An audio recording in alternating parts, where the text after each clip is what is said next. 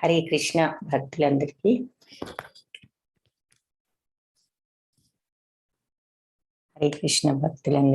ఈరోజు 17వ అధ్యాయము.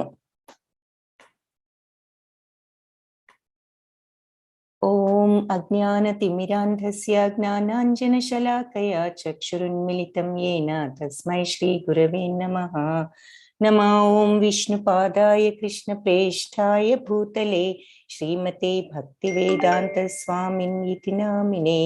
నమస్తే సారస్వతి దేవి గౌరవాణి ప్రచారిణి నిర్విశేష శూన్యవాది పాశ్చాత్య దేశతారిణి.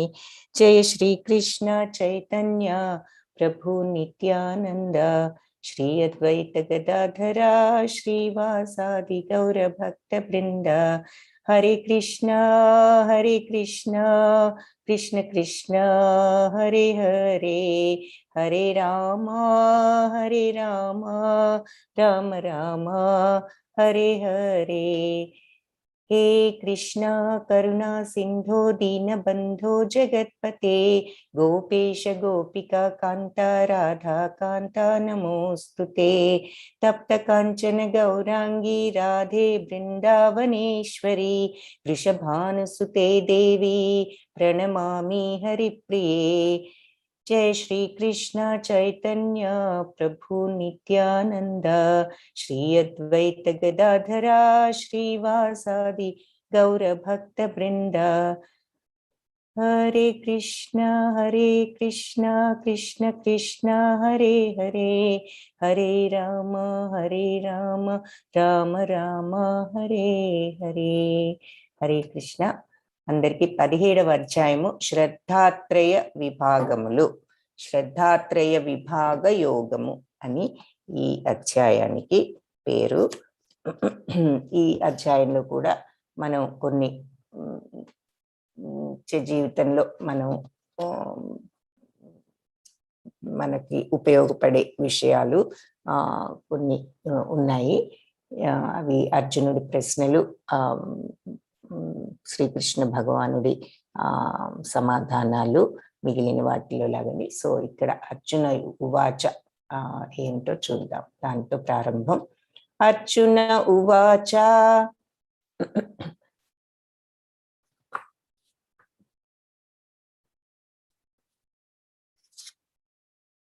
ఏ శాస్త్ర విధిముత్సృజ్య యజంతే శ్రద్ధయాన్వితాః తేషాం నిష్ఠా తు కా కృష్ణ సత్వమాహో రజస్తమః. అర్జునుడు ఏమని అడిగాడు? కృష్ణ శాస్త్ర నియమాలను, శాస్త్ర విధి ముత్సృజ్య, శాస్త్ర నియమాలను వదిలేసి పాటించకుండా యజంతే శ్రద్ధయాన్విత, అలాగే వాళ్ళ ఇష్టం వచ్చినట్లు వాళ్ళ ఊహ ప్రకారం శ్రద్ధ విశ్వాసాలతో పూజలు చేసే వాళ్ళ పరిస్థితి ఏమిటి? తేషాం నిష్ఠాతు కా కృష్ణ సత్వమాహో రజస్తమ. ఇలా వాళ్ళ యొక్క స్వంత ఊహతో వాళ్ళు పూజ చేసే వారు ఏ గుణంలోకి వస్తారు? సత్వమా, రజో గుణమా, లేదంటే తమో గుణమా అని చెప్పి అర్జునుడు అడుగుతున్నాడు. కృష్ణ శాస్త్ర నియమాలను పాటింపక వాళ్ళ స్వంత ఊహ ప్రకారం శ్రద్ధ విశ్వాసాలతో పూజలు చేసే వారి పరిస్థితి ఏమిటి? వారి సాత్వికుల, రాజసుల, లేకుంటే తామసుల అని అర్జునుడి యొక్క ప్రశ్న. దానికి श्रीभगवानुवाच त्रिविधा भवति श्रद्धा देहिनां सा स्वभावच सात्विकी राजसी चैव तामसी చేతి తాం శృణు. ప్రకృతి యొక్క ఈ ఈ త్రిగుణాలను బట్టి ఈ శ్రద్ధ అనేది సాత్వికమా, రాజసికమా, తామసికమా అనే 3 రకాలుగా ఉంటుంది. వాటిని తామసి చేతితాం శృణు, ఇప్పుడు చెప్తాను విను, అవి ఏమిటో అని చెప్తున్నారు. అంటే ఈ వాళ్ళ యొక్క గుణాలను బట్టి శ్రద్ధ కూడా సాత్వికమైనటువంటిదా, రాజసికమైనటువంటిదా, తామసికమైనటువంటిదా, ఏ రకమైనటువంటిది అనేది వాళ్ళ యొక్క ప్రకృతి గుణాలను బట్టి ఆధారపడి ఉంటుంది. కాబట్టి ఇప్పుడు ఆ విషయం చెప్తాను విను అని భగవంతుడు సమాధానం ఇచ్చారు. ఇక్కడ 3 అన్నదమ్ముల్ని చూపిస్తున్నారు. రావణుడు, ఆ తరువాత మరి విభీషణుడు, తరువాత కుంభకర్ణుడు. 3 కూడా అన్నదమ్ములే. ఈయన రాజసికానికి ప్రతీక, రాజసిక గుణానికి. కుంభకర్ణుడు ఎప్పుడూ నిద్రలో ఉంటాడు కాబట్టి తామసిక గుణానికి ప్రతీక. విభీషణుడు భగవంతుణ్ణి శరణు వేడిన విభీషణుడు సత్వగుణంలో ఉన్నవాడు. సో సత్వ, రజ, తమో గుణాలు 3 అన్నదమ్ములలో చూస్తున్నాము. రావణుడు విపరీతమైన కోరికలతో రజోగుణంలో ఉండటము, సత్వగుణంలో ఉన్న విభీషణుడు భగవంతుణ్ణి శరణు వేడటము, తమో గుణంలో ఉన్నటువంటి కుంభకర్ణుడు నిద్రలో ఉండటం. మళ్ళీ ఇక్కడ వాళ్ళని యాక్షన్లో కూడా చూపిస్తున్నారు.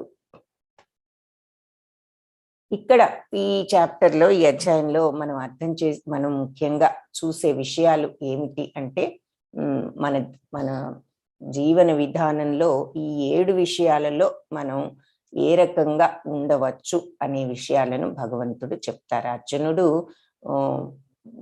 ఎప్పుడైతే ఈ ప్రశ్నతో మొదలు పెట్టాడో భగవంతుడు ఆ శ్రద్ధ అనేది వాళ్ళ స్వభావాలను బట్టి, ప్రకృతి గుణాలను బట్టి ఉంటుంది. ఆ విషయాలు కొన్ని వివరిస్తాను అని చెప్పడం జరిగింది.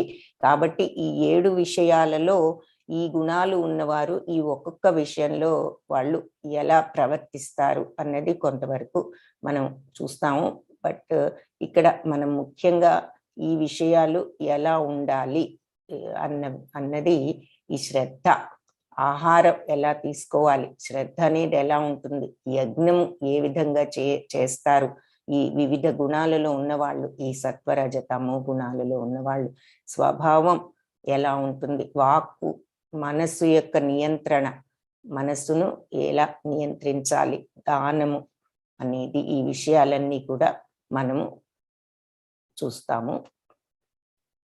యజంతే సాత్వికా దేవాన్ యక్షరక్షాంసి రాజసాః ప్రేతాన్ భూతగణాంశ్చాన్యే యజంతే తామసా జనాః. సత్వగుణంలో ఉండే మనుషులు దేవతలను పూజిస్తారు, రజోగుణంలో ఉండేవాళ్ళు యక్షరాక్షసులను పూజిస్తారు, తమో గుణంలో ఉండేవారు భూత ప్రేతాలను పూజిస్తారు. భూత ప్రేతాలను పూజించే వాళ్ళని కూడా మనం కొంత చూస్తూ ఉంటాము. కాబట్టి వాళ్ళు తమో గుణంలో ఉన్నట్లు లెక్క. సో సత్వగుణంలో ఉంటే దేవతలు, రజోగుణంలో ఉంటే యక్షరాక్షసులు, తమో గుణంలో ఉంటే ఇలా భూత ప్రేతాలను పూజిస్తారు అని చెప్పి ఇక్కడ చెప్తున్నారు. అంటే రజోగుణంలో ఉండే వాళ్ళు యక్షరాక్షసులు ఎవరి ఈ భూలోకంలో కూడా ఎవరికైతే అధికారము ఉంటుందో, వీళ్ళు కోరికలు తీర్చుకోవటంలో వీళ్ళకి ముఖ్యమైనటువంటి ప్రాధాన్యత ఉంది కాబట్టి ఆ విషయానికి వీళ్ళు ఎక్కువ ప్రాధాన్యత ఇస్తారు. కాబట్టి వాళ్ళు ఎవరు ఈ వాళ్ళ యొక్క పై అధికారులకు అవ్వనివ్వండి, రాజకీయ అధికారులకు అవ్వనివ్వండి, రాజులకు అవ్వనివ్వండి, పూర్వపు రోజులలో, ఈ రోజులలో ఈ నాయకులకు అవ్వనివ్వండి, ఇలా యక్షరాక్షసులు అన్నదానికి ఈ రోజుల్లో మనం అలా అన్వయించుకోవచ్చు. సో సత్వగుణం వాళ్ళు దేవతలు, రజోగుణంలో వాళ్ళు యక్షరాక్షసులు, తమో గుణంలో వాళ్ళు భూత ప్రేతాలని ఇక్కడ చిత్రాలతో కొద్దిగా మనకు ఉదాహరణ చూపిస్తున్నారు.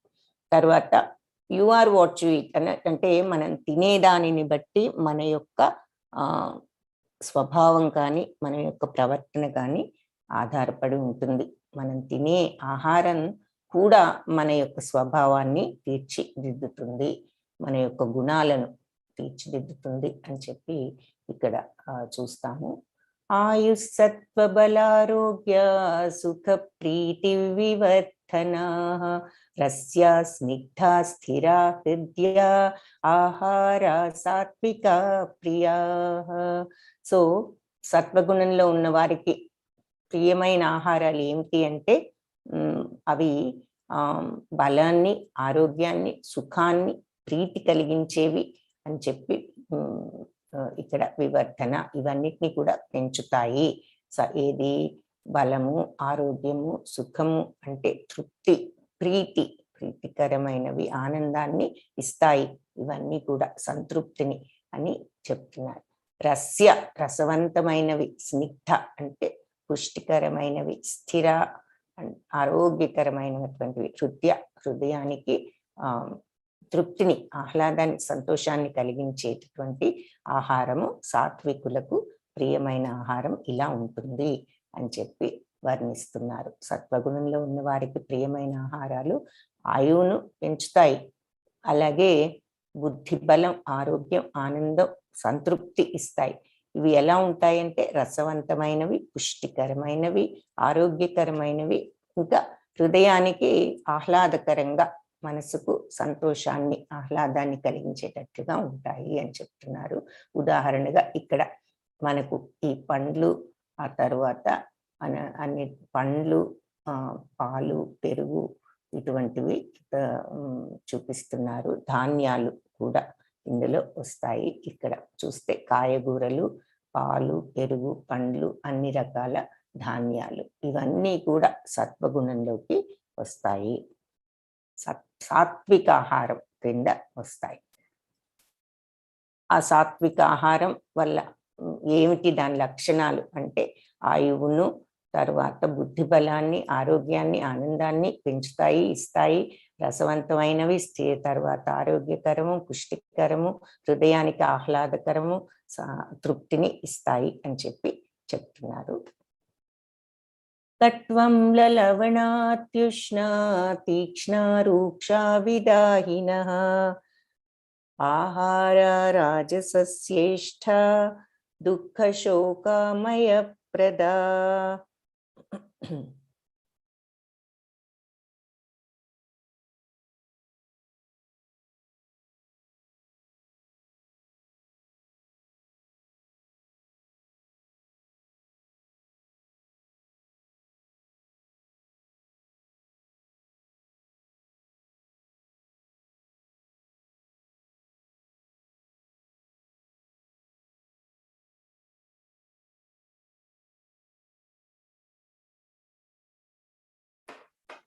సో ఇక్కడ తత్వంల లవణాత్యుష్ణ తీక్ష్ణరూక్ష విదాహిన, ఇది రాజసం, చాలా చేదుగా, తర్వాత లవణ ఉప్పగా, పుల్లగా, ఉప్పగా, తర్వాత కృష్ణ వేడిగా, అంటే ఎక్కువ వేడిగా, స్పైసీగా, కారంగా, తీక్ష్ణ రూక్ష విదాహిన అంటే చాలా పదునైనవి, స్ట్రాంగ్గా ఉన్నటువంటి, తర్వాత కొంచెం ఎండిపోయినట్లుగా, పొడి అంటే ఎండిపోయినట్లుగా ఉన్నవి, ఇలాంటి ఆహారాలు రాజస గుణమున్న వారికి ప్రియమైనవి. ఇవి దుఃఖాన్ని, శోకాన్ని కలిగిస్తాయి అని చెప్పి చెప్తున్నారు. చాలా చేదుగా, పుల్లగా, ఉప్పగా, వేడి, పదునైన, పొడి అంటే కొంచెం ఎండినట్లుగా ఉన్నవి, మరియు దహనం చేసే, అంటే బాగా మండిపోయేటటువంటివి, కారంగా ఉండేటటువంటివి అని దాని అర్థం. చేసే ఆహారాలు రాజస గుణం ఉన్న వారికి ప్రియమైనవి. ఇటువంటి ఆహారాలు ఏం చేస్తాయట? బాధ, దుఃఖ శోకమయ ప్రద, కాబట్టి దుఃఖాన్ని, బాధను, దుఃఖాన్ని కలిగిస్తాయి. ఈ రాజసిక ప్రియ ఆహారాలు.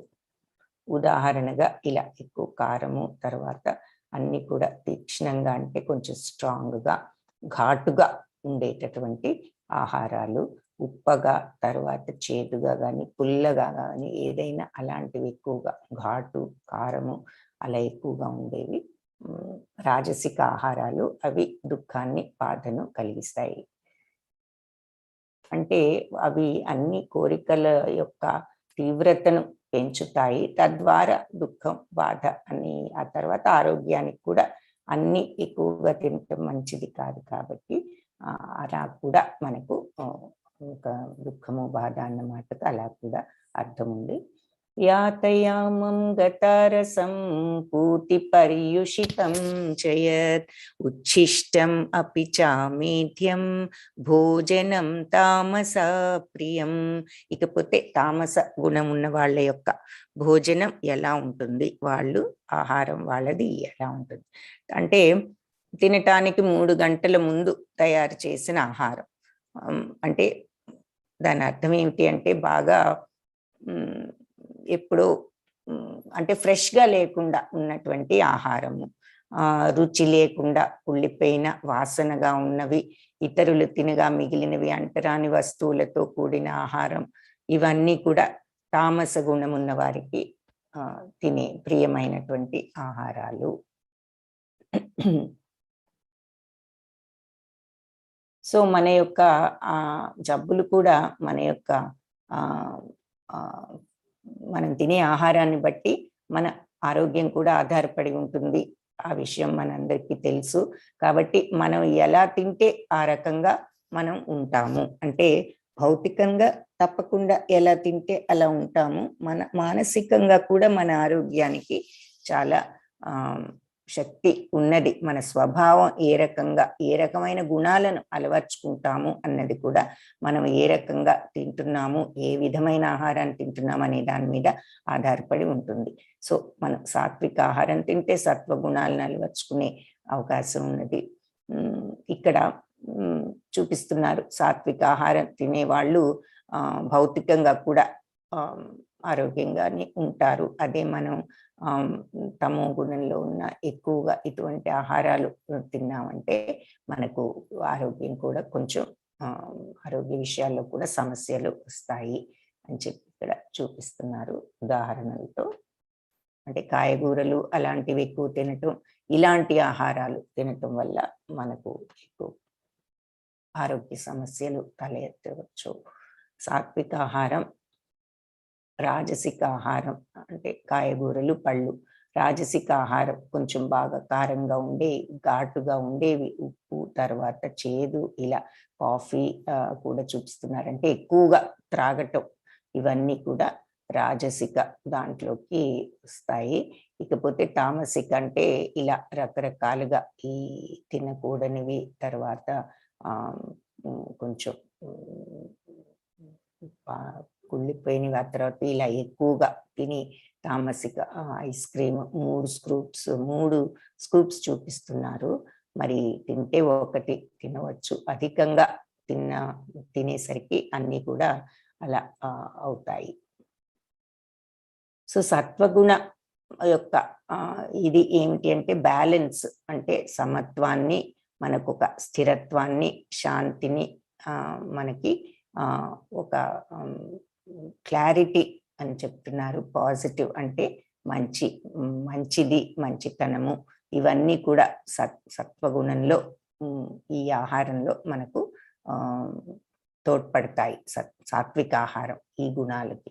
అదే రజోగుణంలో రాజసిక ఆహారం మనకు ఏమిస్తుంది, ఎప్పుడు కూడా రాజసిక మనస్తత్వం ఉంటే ఏమిటి అన్నది ఇక్కడ మళ్ళీ చూపిస్తున్నారు. ఈ గుణాల యొక్క లక్షణాలు ఇవి ఈ యొక్క ఆహారంతో ఈ గుణాలు పెంపొందుతాయి అన్నది మళ్ళీ చూస్తున్నాం. ఎక్కువ పనులు, ఏదో ఒకటి చెయ్యాలి, ఏదో ఎప్పుడు కూడా విపరీతమైన కోరికలతో, విపరీతమైన ఆందోళనలతో, విపరీతమైనటువంటి కార్యక్రమాలలో ఇలా ఉంటూ ఉంటారు రజోగుణం ఉన్నవాళ్ళు. తమో గుణం ఉన్నవాళ్ళు ఇనర్షియా అంటే ఏ పని చేయకుండా వాళ్ళు ఇలా డల్గా ఉంటూ ఉంటారు అన్నది ఇక్కడ మళ్ళీ ఉదాహరణతో చూపిస్తున్నారు. సత్వరజతమో గుణాలు, వాటికి అనుగుణమైనటువంటి ఆహారాలు ఇక్కడ అవి చూస్తున్నాం. ఇకపోతే ఇప్పుడు యజ్ఞము అనే ఇప్పటి వరకు ఆహారం అనేది ఎలా ఉంటుంది సత్వరజతమో గుణాలకని చూసాము. ఇప్పుడు యజ్ఞము అనేది ఎలా చేస్తాం మనం ముందుగా చూసాం లిస్ట్. ఇవన్నీ ఒక్కొక్కటి అంటే ఇందులో కొన్ని విషయాలు ప్రాక్టికల్ గా ఈ సత్వరజతమో గుణాలలో ఎలా జరుగుతాయి, కాబట్టి మనకి ఏది ఎక్కువ మంచిది అన్నది చూస్తున్నాము. ఇప్పుడు ఆహారం చూసాము ఇప్పటి వరకు. ఇప్పుడు యజ్ఞము అనేది ఈ సత్వరజతమో గుణాలలో ఎలా చేస్తారు. అఫలాకాంక్షిభిర్యజ్ఞో విధి దృష్టోయ ఇజ్యతే యష్టవ్యమేవేతి మనః సమాధాయ స సాత్వికః. హరే కృష్ణ మాతాజీ, వినిపిస్తోంది కదా వాయిస్ బానే?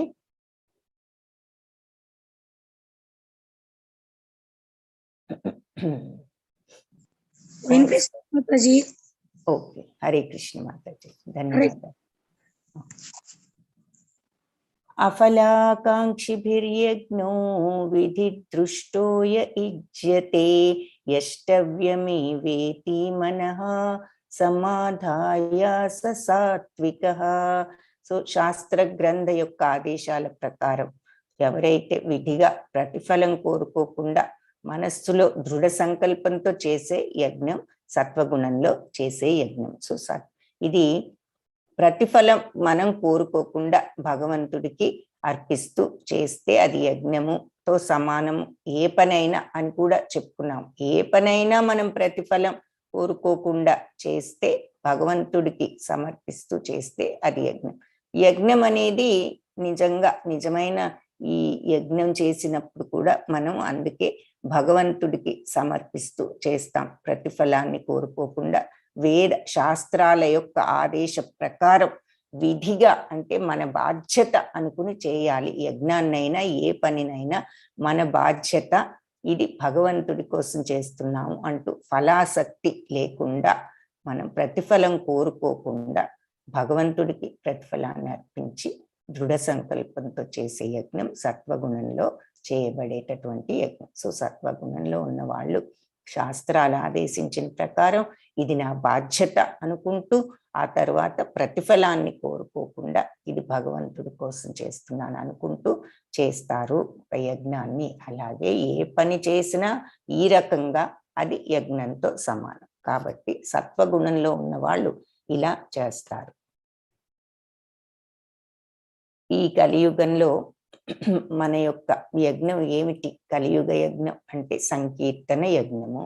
హరే కృష్ణ కృష్ణ కృష్ణ హరే హరే, హరే రామ రామ రామ హరే హరే. కాబట్టి ఇది యజ్ఞాలు అనేది మనం అంటే ఆధ్యాత్మిక సాధనకు, ముక్తి మార్గానికి ఒక్కొక్క యుగంలో ఒక్కొక్క మార్గాన్ని సూచించారు. మనం ఇంతకు ముందు కూడా చెప్పుకున్నాం. సత్యయుగంలో తపస్సులని, త్రేతాయుగంలో యజ్ఞాలని, ద్వాపర యుగంలో ఆలయాల్లో అర్చనని, ఈ కలియుగంలో భగవన్నామ జపము, భగవన్నామ స్మరణ అని చెప్పుకున్నాము. కాబట్టి సంకీర్తన యజ్ఞము మన కలియుగానికి చెప్పబడినటువంటి మార్గం.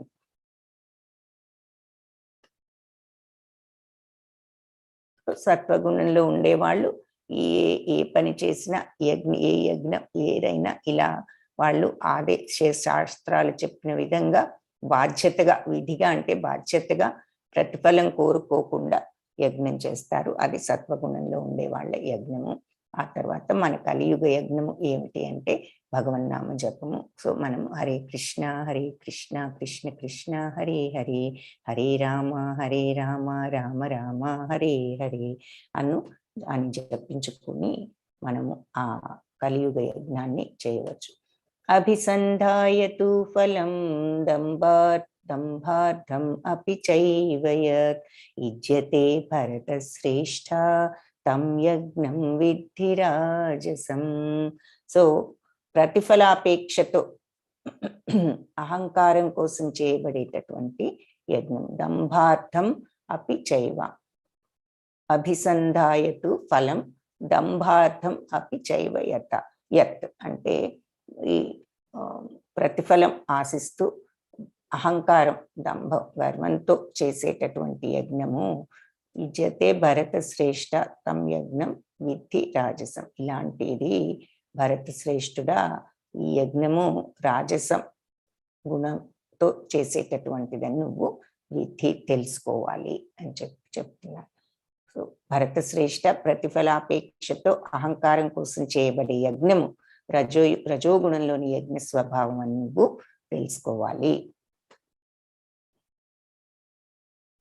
విధిహీనం అసృష్టాన్నం మంత్రహీనం అదక్షిణం శ్రద్ధావిరహితం యజ్ఞం తామసం పరిచక్షతే.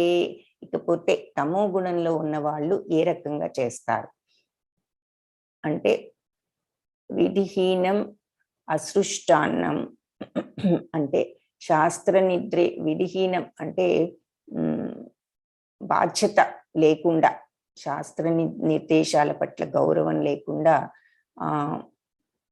అసృష్టాన్నం అంటే ప్రసాదం అనేది కూడా లేకుండా, మంత్రహీనం వేద మంత్ర ఉచ్చారణ అనేది లేకుండా, అదక్షిణం దక్షిణ చేసినటువంటి పురోహితులకు దక్షిణ అనేది కూడా ఇవ్వకుండా, శ్రద్ధావిరహితం శ్రద్ధ అనేది లేకుండా యజ్ఞం అలా చేసినటువంటి యజ్ఞం తామసం పరిచక్షతే. తామస రకమైనటువంటి తమో గుణానికి చెందినటువంటి యజ్ఞం అని చెప్తారు. కాబట్టి ఎలా ఉంటుంది అంటే వాళ్ళు వేద నిర్దేశాలు, శాస్త్ర నిర్దేశాల పట్ల ఏమాత్రం గౌరవం లేకుండా, ప్రసాదం కూడా సరిగ్గా పంచకుండా, మంత్రాలు సరిగ్గా ఉచ్చరించకుండా, దక్షిణ అనేది పురోహితులకు ఇవ్వకుండా, శ్రద్ధ లేకుండా చేసినటువంటి యజ్ఞము తామస గుణంతో చేసేటటువంటి యజ్ఞం అని చెప్తారు. శాస్త్ర నిర్దేశాల పట్ల గౌరవం లేకుండా, ప్రసాద వితరణం లేకుండా, వేద మంత్రోచ్చారణ లేకుండా, దక్షిణ లేకుండా, అశ్రద్ధతో ఆచరించే యజ్ఞాన్ని తామస యజ్ఞం అని చెప్తారు అని చెప్తున్నారు. అంటే మళ్ళీ ఇక్కడ మన ఉదాహరణ కూడా చూడండి. యజ్ఞము, నిజమైన యజ్ఞము ఆచరిస్తూ ఈ రకంగా ఆచరించటం తప్పు. అలాగే అంటే తామస గుణంలో చేస్తారు అంటే ఈ రోజుల్లో మనకు చూపిస్తున్నారు. యజ్ఞము అంటే ఒక పని, మనము భగవంతుడికి మనస్ఫూర్తిగా మన బాధ్యత ఇది నేను చెయ్యాలి భగవంతుడి తృప్తి కోసం అనుకుంటూ చేస్తే ఏదైనా యజ్ఞమే అని చెప్పుకున్నాం. ఈ రోజులలో ఇలా చెడు పనులు చేయటం కూడా తామస గుణంలో ఉండేటటువంటి యజ్ఞము అని ఇక్కడ ఉదాహరణగా చూపిస్తున్నారు. కాబట్టి ఈ ఈ చేయవలసినటువంటి యజ్ఞము అనేది మనం సరిగ్గా చేయకుండా, ఇలా శాస్త్ర నిర్దేశాల ప్రకారం కాకుండా మన ఇష్టం వచ్చినట్లు చేయటము, దక్షిణ లేకుండా, మంత్రోచ్చారణ సరిగ్గా లేకుండా, ప్రసాదాలు లేకుండా, చేయవలసిన తీరులో సమిధలు వేయకుండా అది చేస్తే అది తామస గుణంలో ఉన్న యజ్ఞము కరెక్టే. కానీ మనము ఈ రోజులలో ఇలా చేసే పనులన్నీ కూడా తామస గుణంతో చేసే యజ్ఞం కిందే వస్తాయి. అంటే చేయవలసిన పని ఏదైనా మనం సరిగ్గా చేయకపోతే అది తమో గుణం యజ్ఞం కింద వస్తుంది. ఆ చేయవలసిన పనిని సక్రమంగా మన బాధ్యత అనుకుంటూ చేస్తూ ప్రతిఫలాన్ని ఆశించకుండా భగవతృప్తి కోసం చేస్తే అప్పుడు ఆ పని యజ్ఞంతో సమానము. అది సత్వగుణంలో చేసేటటువంటి యజ్ఞంతో సమానం. ఇలాంటి పనులన్నీ కూడా తమో గుణంలో చేసే యజ్ఞంతో సమానము అని మనకు ఉదాహరణగా చూపిస్తున్నారు. దేవద్విజ గురు ప్రాజ్ఞా పూజనం శౌచమార్జవం బ్రహ్మచర్యం అహింసా చ శారీరం తప ఉచ్యతే. ఇప్పుడు తపస్సు గురించి చెప్తున్నారు. మనము ఇప్పటి వరకు ఆహారము, తర్వాత యజ్ఞము, ఇకపోతే మన యొక్క ఈ తపస్సు అంటే మన స్వభావం కానీ ప్రవర్తన కానీ ఇవన్నీ కూడా దాంట్లోకి వస్తాయి.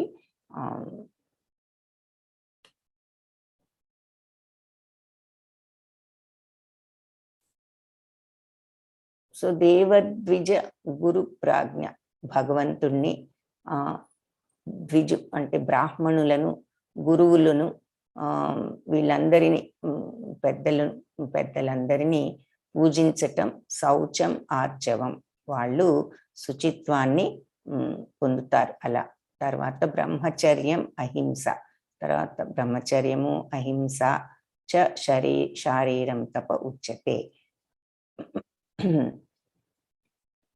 ఇవన్నీ కూడా శరీరంతో చేసేటటువంటి తప అని చెప్తారు. దేవదేవుడిని, బ్రాహ్మణులను, గురువులను, తల్లిదండ్రులను, పెద్దలను పూజించటం, పవిత్రంగా ఉండటం. శౌచం అంటే శుచిగా, అంటే అంతర్శుచి బాహ్య శుచి అని చెప్పుకున్నాము. అంటే అంతర్శుచి మనస్సును శుచిగా శుభ్రంగా ఉంచుకోవటము అంటే చిత్తశుద్ధి. అలా ఉన్నప్పుడు పవిత్రత అనేది వస్తుంది ఆటోమేటిక్గా. కాబట్టి తల్లిదండ్రులను పెద్దలను అందరినీ పూజిస్తూ పవిత్రంగా ఉండటం అని చెప్తున్నారు. తర్వాత అహింస, బ్రహ్మచర్యము అహింస అనేవి శరీరంతో చేసే తపస్సులు. సరళత్వం అంటే అన్నిట్లో మనము సరళంగా మృదువుగా ఉండటము, ఇవన్నీ కూడా శరీరంతో చేసే తపస్సులు.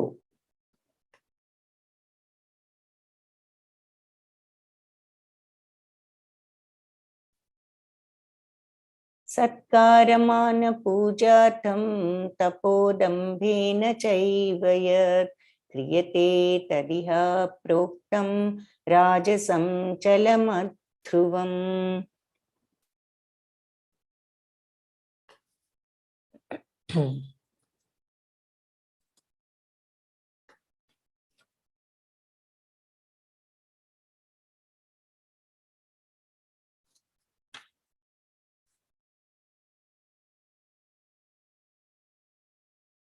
సత్కారమాన పూజార్థం తపోదంభేన చైవ యత్ క్రియతే తదిహ ప్రోక్తం రాజసం చలమధ్రువం. అంటే వేరే ఇతరుల నుంచి గౌరవము, సన్మానము మరియు పూజను పొందటం కోసం గర్వంతో చేసే తపస్సు రజోగుణానికి సంబంధించినది. ఇది ఏమిస్తుంది అంటే ఇది అస్థిరమైనది మరియు అశాశ్వతమైనది అని చెప్తున్నారు. ఇది శాశ్వతం కాదు, మనకి స్థిరమైనటువంటివి ఏమి కూడా దీని నుంచి రావు అని చెప్తున్నారు. ఎలాంటి యజ్ఞాల నుంచి రాదు మనకు, ఎలాంటి యజ్ఞాలు అశాశ్వతము, ఎవరి దగ్గర నుండో వేరే వాళ్ళు ఇతరుల నుంచి మనం గౌరవం కోసం, సన్మానం కోసం, పూజను మనం అందరితో గౌరవింపబడటం కోసం, పూజింపబడటం అంటే ఇక్కడ బాగా గౌరవింపబడి సన్మానింపబడటం కోసం చేసేటటువంటి తపస్సు, గర్వంతో నేనే చేయగలుగుతున్నాను ఇంత గొప్ప తపస్సు అన్నట్లుగా చేస్తే అది రజోగుణానికి చెందుతుంది. వాళ్ళు గౌరవం కోసం, సన్మానం కోసం గర్వంతో చేస్తున్న తపస్సు కాబట్టి అది శాశ్వతం కాదు, అశాశ్వతము, అస్థిరమైనది ఈ రకమైనటువంటి రాజసిక తపము అని చెప్తున్నారు. మూఢగ్రాహీణాత్మనో యత్పీడయా క్రియతే తపః పరస్యోత్సాదనార్థం వా తత్తామస్సముదాకృతం. తనను తాను హింసించుకుంటూ ఎవరైతే ఇతరులను నాశనం చేయటం లేదా గాయపరచటం వంటి మూర్ఖత్వంతో చేసే తపస్సులు తమో గుణానికి చెందిన తపస్సులు అని చెప్తున్నారు. వాళ్ళే హింసించుకుంటూ, ఇప్పుడు ఈ రాక్షసులు కొందరు చేసేటటువంటి తపస్సులలో వాళ్ళని బాధ పెట్టుకుంటూ, వాళ్ళ రక్తాన్ని యజ్ఞంలో వేస్తూ కట్ చేసుకుని, ఇలాంటివి మనం కొన్ని చూస్తాము. వాళ్ళు హింసించుకుంటూ ఇలా చేస్తూ ఆ తరువాత వాళ్ళు ఇతరులను నాశనం చేయటం కోసం వాళ్ళు చూస్తూ ఉంటారు మూర్ఖత్వంతో. ఇలా అందరినీ చంపవచ్చు నా చేయి పెడితే అని అలాంటి కోరికలతో తపస్సు చేయటము. ఇలాంటి తపస్సులు, ఈ విధంగా చేసే తపస్సులు, ఈ కోరికలతో చేసే తపస్సులు కూడా, ఇలాంటి కోరికలతో చేసే తపస్సులు తమో గుణానికి సంబంధించినవి అని ఇక్కడ ఉదాహరణగా, అంటే వాళ్ళని వాళ్ళు హింసించుకోవటము, ఆ తర్వాత అందరినీ వినాశనం కోసం వాళ్ళు తపస్సులు చేసి ఆ కోరికలు అడగటం అనేవి ఉదాహరణలుగా చూపిస్తున్నారు. ఇవి తమో గుణంలో చేసేటటువంటి తపస్సులు. దాతవ్యమితి యద్దానం దీయతేన్ ఉపకారిణే దేశే కాలే చ పాత్రే చ తద్దానం సాత్వికం స్మృతం. ప్రతిఫల వాంఛ లేకుండా ఇప్పుడు దానం గురించి చెప్తున్నారు. ఇప్పటి వరకు తపస్సు అనేది సత్వగుణంలో, రజోగుణంలో, తమో గుణంలో ఎలా ఉంటుంది అన్నది చూసాము. సత్వగుణం శారీరక తపస్సు. సత్వగుణంలో వాళ్ళు పెద్దవాళ్ళని, గురువులను, భగవంతుణ్ణి, బ్రాహ్మణుల్ని అందరినీ కూడా గౌరవించటము, అహింస మార్గంలో ఉండటము, ఇలాంటివన్నీ సత్వగుణంలో చేసే తపస్సులు. ఇకపోతే రజోగుణంలో వాళ్ళు అందరి యొక్క గౌరవం, సన్మానం పొందటానికి అహంకారంతో చేసే ఏ పని దాని శారీరక తపస్సు అలాంటిది అని వాళ్ళు దానికోసం పనిచేస్తూ ఉంటారు. అందరి యొక్క గౌరవము, పూజ, సన్మానం పొందటం కోసం. ఇది అస్థిరము, అశాశ్వతము.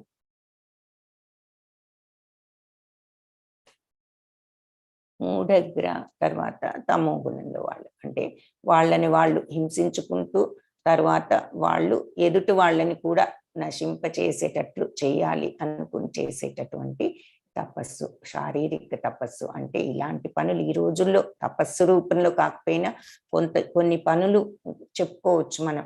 వాళ్ళను హింసించుకుంటూ ఉండి ఎదుటి వాళ్ళకు కూడా హింస కలిగేటటువంటి పనులు చేయటం ఎవరైతే చేస్తారో అది తమో గుణానికి చెందినటువంటి తపస్సు. దాతవ్యమితి యద్దానం. ఇప్పుడు దానం ఎలా ఉంటుంది? ఈ 3 రకాల గుణాలలో చేసేటటువంటి దానం.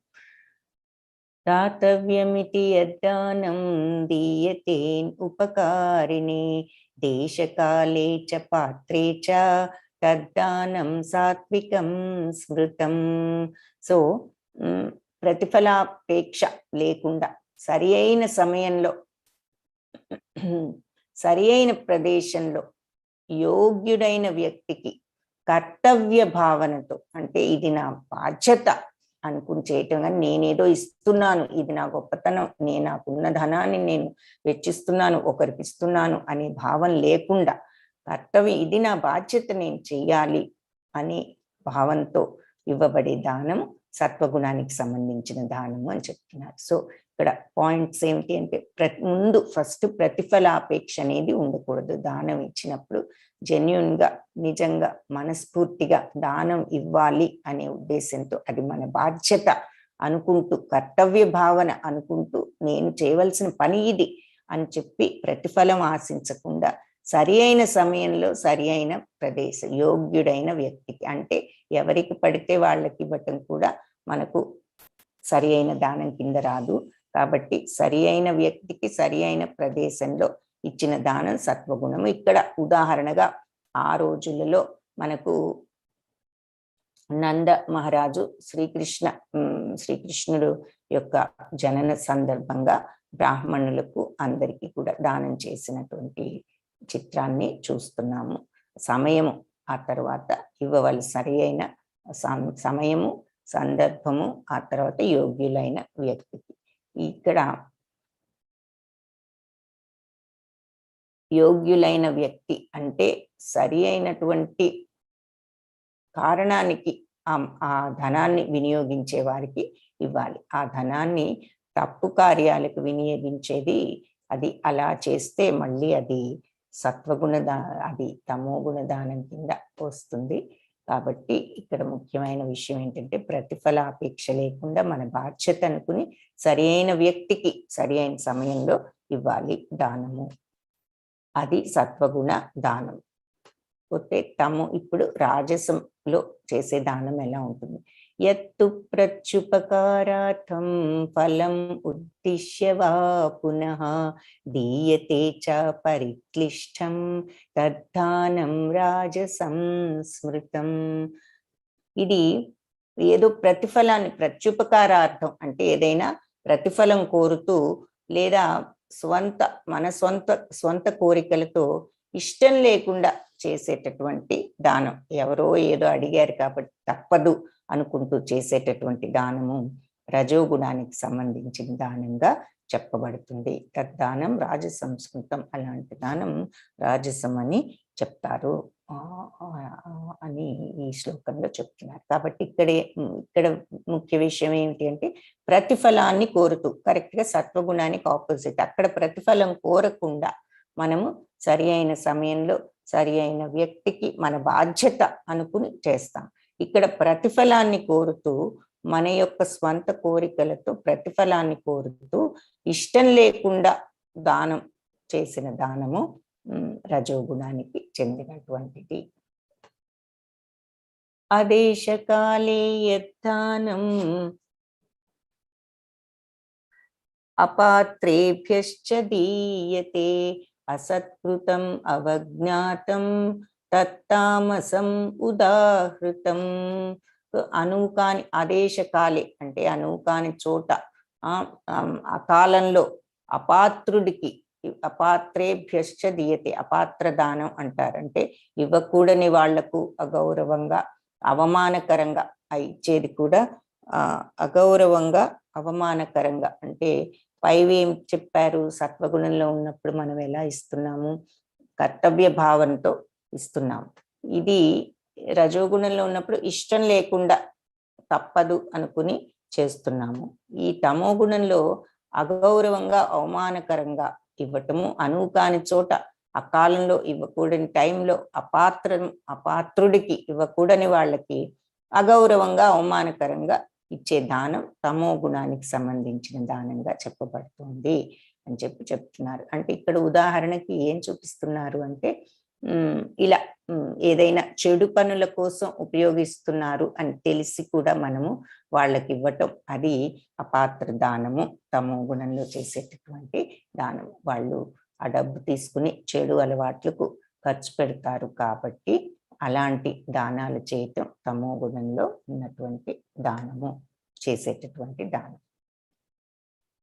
ఓం తత్సదితి నిర్దేశో బ్రహ్మణస్త్రివిధ స్మృతః బ్రాహ్మణాస్తేన వేదాశ్చ యజ్ఞాశ్చ విహితా పురా. సృష్టి మనకి ప్రారంభం నుండి ఓం తత్సత్ అనే 3 పదాలు పరబ్రహ్మాన్ని సూచిస్తానికి వాడబడ్డాయి. ఓం తత్సత్ అంటే పరబ్రహ్మము అన్నది మనకి మొదటి నుంచి కూడా ఆ పదాలతో పరబ్రహ్మాన్ని సూచించటానికి మనము వాడాము. ఓం అంటే మన ప్రణవనాదం, తత్సత్ అంటే దట్ ట్రూత్ అని అర్థము. సత్ అంటే సత్యము అంటే ఏమిటన్నది చూసాము. అంటే నిత్యమైనది, శాశ్వతమైనది, ఎప్పటికీ మార్పు లేనిది. ఈ మొత్తం విశ్వంలో ఏదీ లేదు, అన్నీ కూడా సృష్టించబడతాయి. ఎప్పుడో ఒకప్పటికి అన్నిటికీ ఆ రూపాలు ఉండవు లయమైనప్పుడు. అలా ఎప్పటికీ శాశ్వతంగా ఉండేది ఏది అంటే భగవంతుడు, మన పరమాత్మ అని చెప్పి మనము చెప్పుకున్నాం. అందుకని సత్ అని భగవంతుడికి సచ్చిత్తానంద అని మనం చెప్పుకున్నాం. ఆత్మ కూడా భగవత్ అంశే కాబట్టి ఆత్మ కూడా సచ్చిత్తానంద అని చెప్పుకున్నాం. ఇక్కడ ముఖ్యమైన పాయింట్ ఏంటంటే సత్ అన్న మాటకు అర్థం మళ్ళీ ఒకసారి చూస్తున్నాం.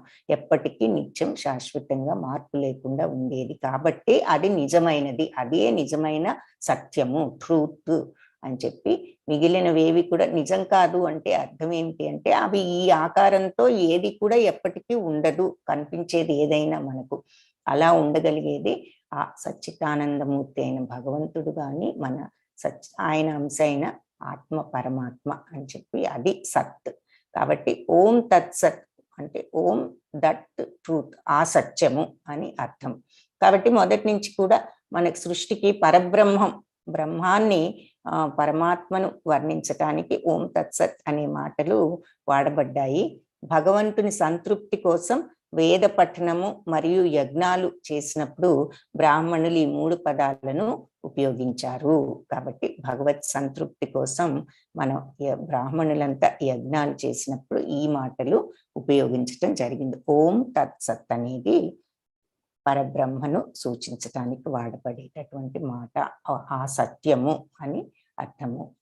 అశ్రద్ధయా హుతం దత్తం తపస్తప్తం కృతం చయత్ అసదిత్యుచ్యతే పార్థ నచ తత్ప్రేత్యనో ఇహ. పార్థ, భగవంతుడి మీద విశ్వాసం అనేది లేకుండా, ఈరోజు మనకు చిన్నపిల్లల క్లాసెస్ నుంచి సుధామాతాజీ వచ్చారు. మీ ఇక్కడ ఉన్నటువంటి పెద్దలందరికీ కూడా మీకు మీ పిల్లల క్లాసెస్ గురించి కొద్దిగా వివరిస్తారు. మీకు తెలిసిన మీ పిల్లలు కానీ మీకు తెలిసిన పిల్లల్ని కానీ అందరికీ ఈ విషయాలు దయచేసి మీరు షేర్ చేసుకోవాల్సిందిగా కోరుతూ, సుధామాతాజీ ఇక్కడ మన శ్లోకాన్ని కొంచెం ఆపుదాము. 2 నిమిషాలు సుధామాతాజీ క్లాసెస్ గురించి చెప్తారు, అందరం విందాము. హరే కృష్ణ మాతాజీ. హరే కృష్ణ మాతాజీ. థ్యాంక్ యూ మాతాజీ. హరే జస్ట్ కో-హోస్ట్ ఇస్తారా మాతాజీ? కొంచెం షేర్ తప్పకుండా.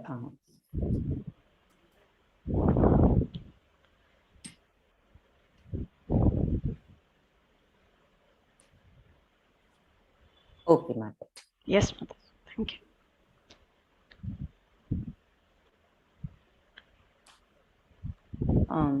Spotlight. Hare Krishna Mataji.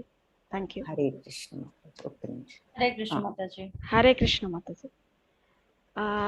అందరికీ హరే కృష్ణ అండి. ఇస్కాన్ మ్యాంగళూర్ వాళ్ళు మనకి పెద్దల తరగతులతో పాటు పిల్లలకు కూడా మనకి నామ్నిష్టా ప్రభు టెంపుల్ ప్రెసిడెంట్ పిల్లలకు కూడా తరగతులు, భగవద్గీత అవగాహన తరగతుల్ని వాళ్ళకు అర్థమయ్యే రీతిలో తరగతులు కండక్ట్ చేస్తున్నారు వివిధ సమయాల్లో. సో వాళ్ళకి క్లాసెస్ న్యూ బ్యాచ్ వచ్చి అక్టోబర్ 4th నుంచి స్టార్ట్ అవుతుంది. సో 6 నుంచి 10 సంవత్సరాల పిల్లలకి, 11 నుంచి 15 సంవత్సరాల పిల్లలకి సపరేట్గా ఉంటాయన్నమాట తరగతులు. సో దాంట్లో ఆ రోజు ఏం అధ్యాయం అయితే మనం చెప్తున్నామో వాళ్ళకి దాంట్లో ఇంపార్టెంట్ శ్లోకాస్ మనము ముందుగానే వాట్సాప్ గ్రూప్లో కొన్ని పోస్ట్ చేస్తాం. సో అలాగా పిల్లలందరికీ ఆ ఇంపార్టెంట్ శ్లోకాసు అందరికీ చదివేదానికి అవకాశం ఇస్తాం అన్నమాట. చూసే చదవచ్చు. అలాగా 18 రోజులు 18 అధ్యాయాలకి వాళ్ళకి చేస్తాము. సో ఇవి ఎలాగా ఉంటాయనంటే లాంగ్వేజెస్లో, ఇవన్నీ లాంగ్వేజెస్లో వివిధ లాంగ్వేజెస్లో ఉన్నాయి. ఇంగ్లీష్, హిందీ, కన్నడ, తమిళ్, తెలుగు, మలయాళం, తులు, బెంగాలీ, మరాఠీ, గుజరాతీలో. సో టైమింగ్స్ కూడా వాళ్ళకి ఏ టైమింగ్స్ అయితే పిల్లలకి కన్వీనియంట్గా ఉంటుందో వాళ్ళకి మీరు ఎన్రోల్ చేయించవచ్చు మీ తగిన సమయాలు చూసుకొని. తర్వాత యూత్ బ్యాచ్ అనేసి కొత్తగా స్టార్ట్ చేశామండి. ఇది 7 o'clockకి ఉంటుంది, 16 నుంచి 26 years వాళ్ళకి. సో మనకి పిల్లలకి ఏంటంటే వాళ్ళకి అర్థమయ్యే విధంగా భగవద్గీత అవగాహన తరగతుల్ని వాళ్ళకి అర్థమయ్యేలాగా ఇంటరాక్టివ్ సెషన్స్ ఉంటాయి ఇలాగా. తర్వాత వాళ్ళకి చిన్న చిన్న కృష్ణుడి గురించి ఆర్ట్ వర్క్స్, చిన్న చిన్నవి వాళ్ళు ఏవి చేయగలుగుతారో అలాంటివన్నీ చిన్న అసైన్మెంట్స్ లాగా అనమాట. తర్వాత ఇట్లా వాళ్ళకి ఎంత మాత్రం అర్థమైంది అనే ఆ స్టోరీస్ మనం చెప్తాము క్లాస్లో, దాన్ని వాళ్ళ ఓన్ వర్డ్స్లో వాళ్ళకి అర్థమైన విధంలో రాసేలాగా అనమాట. ఇలా చిన్న చిన్న యాక్టివిటీస్ చేయించడము. ఇప్పుడు మేము కొత్తగా ఏకాదశి గీత చాంటింగ్ అంటే 18 అధ్యాయాలు పిల్లలకి ఒక్కొక్క చాప్టర్ ఇచ్చి వాళ్ళు ఆ గీతా పారాయణం లాగా పిల్లల చేత చదివిస్తామన్నమాట. ఏకాదశి పారాయణం అది 4:30కి ఉంటుంది. దీంట్లో కూడా మీరు ఎన్రోల్ చేయించవచ్చు. తర్వాత కొన్ని మెయిన్ ఫంక్షన్స్కి వాటికన్నిటికీ competitions, shloka recitation, fancy dress కానీ, కృష్ణ భజన్ ఇవన్నీ ఆల్రెడీ కండక్ట్ చేసున్నాము ఆల్రెడీ. సో ఇలాగనమాట వాళ్ళకన్ని యాక్టివిటీస్. తర్వాత సండే ఇవన్నీ అయిపోయిన తర్వాత దీంతో పాటు రాధా గోవింద్ సండే స్కూల్ కూడా మనకుంది. ఆ సండే ఏంటంటే జస్ట్ 1 hour ఉంటుంది. ఇది కూడా ఆన్లైనే, ఇది కూడా దీనికి ఏం ఫీజు లేదు. సో ఇలా దాంట్లో మేము వాల్యూ బేస్డ్ ఎడ్యుకేషన్ అనేసి మోరల్ వాల్యూస్తో కూడింది, అంటే పెద్దలకు ఎలా గౌరవించాలి, మనం లైఫ్ స్టైల్లో ఎలా ఉండాలి, ఇవన్నీ వాళ్ళకి ఆ బుక్ ఢిల్లీ నుంచి నామ్నిష్టా ప్రభు తెప్పించారు వాళ్ళకి కరికులం లాగా. జరుగుతుంది. సండే ఒక్కరోజే ఉంటుంది. సో ఒక శ్లోకాన్ని మనము వాళ్ళందరికీ పిల్లలకి ఆ రోజు సండే రోజు నేర్పిస్తాము. భాగవతం నుంచి చిన్న స్టోరీస్ నేర్పిస్తాము. చిన్న చిన్న యాక్టివిటీస్ అంటే ఫర్ ఎగ్జాంపుల్ ఒక ఉయ్యాల తయారు చేయడం కృష్ణుడి కోసము, కిరీటము ఇలాంటివన్నీ చేసి వాళ్ళకి సండే జస్ట్ 1 అవరే ఉంటుంది. సో వాళ్ళందరికీ ఈ లింక్లో మీరు ఎన్రోల్ చేయించవచ్చు పిల్లల్ని. సో ఇప్పుడు మనకి అక్టోబర్ అడల్ట్స్ బ్యాచ్తో పాటి చాలా మందికి పెద్దవాళ్ళకి పిల్లల్ని ఈ అవగాహన తరగతులు జరుగుతున్నాయి అని తెలియలేదనేసి నామ్నిస్టా ప్రభు అడల్ట్ క్లాసెస్లో ఇది అనౌన్స్ చేయమన్నారు. సో దాని గురించి మేము అలా అనౌన్స్ చేస్తున్నాం ఇలాగా. సో మీరందరికీ మీకు పిల్లలనే కాకుండా మీకు తెలిసిన వాళ్ళందరికీ ఈ ఇన్ఫర్మేషన్ని పాస్ చేసి వాళ్ళందరినీ రిజిస్టర్ చేయిస్తారు, ఎన్రోల్ చేయిస్తారని ప్రార్థిస్తున్నాను. Thank you. హరే కృష్ణ మాతాజీ. హరే కృష్ణ మాతాజీ. ధన్యవాదాలు మాతాజీ. సో అందరూ దయచేసి మీరు మీ పిల్లలు కానీ లేదంటే మీ ఫ్రెండ్స్ రిలేటివ్స్ పిల్లలు ఎవరికైనా ఈ వార్తను అందజేయండి. మాతాజీ చెప్పినట్లు 2 తరగతులు ఉన్నాయి. చిన్న పిల్లలకు ఒకటి, ఆ తర్వాత 11 నుంచి 15 సంవత్సరాల వాళ్ళకి ఒకటి, తర్వాత యూత్ వాళ్ళకంటే 16 నుంచి 25 సంవత్సరాల వాళ్ళకి 7 గంటలకి సాయంత్రం. కానీ ఈ చిన్న పిల్లల తరగతులు, కొంచెం పెద్ద పిల్లల తరగతులు 11 నుంచి 15 వాళ్ళకి 3 క్లాసెస్ ఉన్నాయి. ఉదయం 6, సాయంత్రం 4, మళ్ళీ రాత్రి 7 గంటలు. అందుకని ఈ విషయాన్ని దయచేసి మీకు తెలిసిన వాళ్ళందరికీ కూడా చెప్పవలసిందిగా మాతాజీ చెప్పినట్లుగా మళ్ళీ చెప్తున్నా. సో మీ అందరికి పేరెంట్స్ అందరికీ ప్రార్థన అండి. వేరే వాళ్ళ పిల్లలకు కూడా మీకు తెలుసుంటే వాళ్ళకు కూడా ఈ ఇన్ఫర్మేషన్ ని కొంచెం అందించండి. థ్యాంక్స్ మాతాజీ. హరే కృష్ణ. హరే కృష్ణ మాతాజీ. థ్యాంక్స్ అండి అందరికి. హరే కృష్ణ.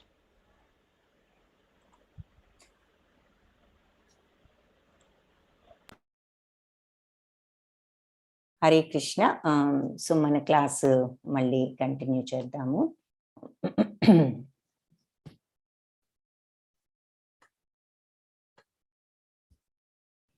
హరే కృష్ణ మాతాజీ. హరే కృష్ణ మాతాజీ. స్క్రీన్ కనిపిస్తుంది కదా మాతాజీ? ఓకే మాతాజీ. ఈ శ్లోక మళ్ళీ కంటిన్యూ చేద్దాం. అశ్రద్ధయాహుతం దత్తం తపస్తప్తం కృతం చయత్ అసదిత్యుచ్యతే పార్థ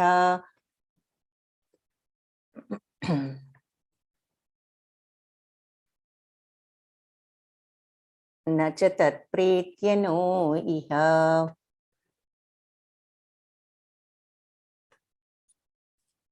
ఓ పార్థ అంటే భగవంతునిపై విశ్వాసం లేకుండా చేసేటటువంటి యజ్ఞము, దానము లేదా తపస్సు ఏదైనా కూడా అశాశ్వతం. ఇవన్నీ కూడా వివరించిన తర్వాత చివరికి శ్రీకృష్ణ భగవానుడు చెప్పిన విషయం ఇది. భగవంతుడి మీద విశ్వాసం లేకుండా చేసేటటువంటి యజ్ఞము, దానము లేదా తపస్సు ఏదైనా సరే అది అశాశ్వతమేను. ఇది అసత్. దీనిని అసత్ అంటారు. ఇది ఈ జన్మలో కానీ తరువాత జన్మలో కానీ ఏమి మనకు ఉపయోగం లేనటువంటిది. అసదిత్యుచ్యతే పార్థ. అసత్, దీనిని అసత్ అని అంటారు. నచ తత్ప్రేత్యనో ఇహ, ఈ లోకంలో కానీ తరువాత కానీ మనకు ఏమి దీని వలన ప్రాప్తం అనేది ఏమి ఉండదు. అంటే పనికి వచ్చేది కాదు, మనకు పనికి రానిది అని చెప్తున్నారు. ఏది అంటే అశ్రద్ధతో చేసేటటువంటి ఏదైనా యజ్ఞం కానీ తపస్సు కానీ దానం కానీ అని చెప్పి దత్తం తపస్ తప్తం కృతం చేయత్. సో ఏదైనా మనకు అది అసత్యమేను అని చెప్తున్నారు. ఓ పార్థ, భగవంతునిపై విశ్వాసం లేకుండా చేసే యజ్ఞము, దానము లేదా తపస్సు వంటిది ఏదైనా అశాశ్వతం. దీనిని అసత్ అని ఈ జన్మలో కానీ ఇంకో జన్మలో కానీ ఇది మనకు ఏమి ఉపయోగపడదు అని చెప్పి ఈ శ్లోకంలో చెప్తున్నారు. హరే కృష్ణ కృష్ణ కృష్ణ హరే హరే, హరే రామ రామ రామ హరే హరే. హరే కృష్ణ. సో ఈ గీత పాఠంలో మనం నేర్చుకున్నది ఏమిటి అన్నది ఒకసారి క్లుప్తంగా చూద్దాము. త్రిగుణాలను అధిగమించి మానవుడు విశుద్ధ సత్వానికి చేరుకోవటానికి ప్రయత్నించాలి. శుద్ధ సత్వం అంటే ఏమిటి అంటే ఈ 3 గుణాలను కూడా అధిగమించితే శుద్ధ సత్వ గుణంలోకి వెళ్తాము. అది మోక్ష మార్గము అని మనము తెలుసుకోవాలి. ఆ శుద్ధ సత్వ గుణంలోకి వెళ్ళాలి. అది ఈరోజు పాఠం. అంతటితో ఈరోజు చాప్టర్ కంప్లీట్ చేశాము. హరే కృష్ణ.